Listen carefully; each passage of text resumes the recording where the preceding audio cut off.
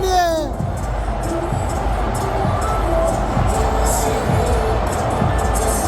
Тепачка долу на теренот, удари, боксови гледаме.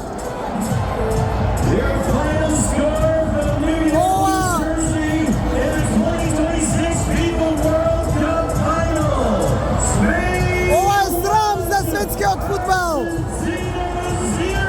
Не може да не сме да се поднесе, не може да се поднесе пораз, па колку и да си голем, колку и да се викаш Аргентина.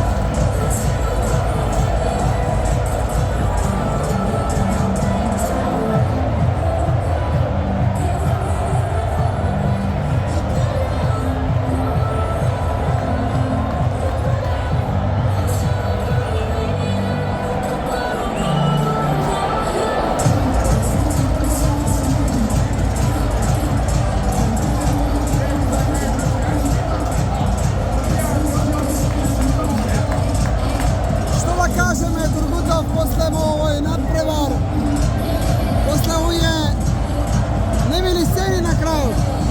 Недолично во секој случај, мислам дека аргентинците го предизвика инцидентот. Ова е тежок инцидент за едно финале, ќе ги видиме во забавените снимки, но сепак оди во втор план.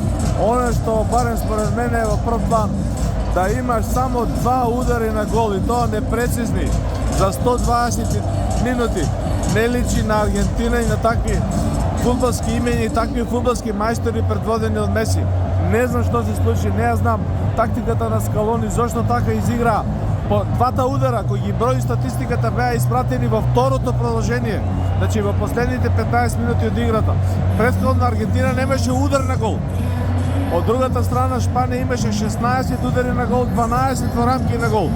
Тоа и еден поништен гол за Шпанија, само по себе покажува кој беше подобар на овој надпревар, настрана од личните симпатии или фудбалските фанатици. Така е, јас само ќе додадам дека Шпанија е репрезентацијата, Шпанија е новиот светски шампион, Шпанија е актуелниот европски шампион и Шпанија е репрезентацијата која што најчесно, без никакви контраверзи, стигна до ова финале, за разлика од Аргентина, за која што многу се пишуваше, која што играше и на продолженија, и да не се навраќам толку наназад, која што имаше петиција светска од навивачите во светот да биде отстранета од светското првенство. Ја споменав туку така само за да кажам колку е чисто пласманот на Шпанија во финалето и оваа победа.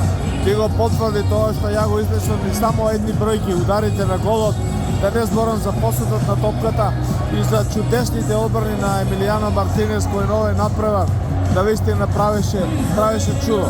Што се е одбрани, тоа е неверојатно.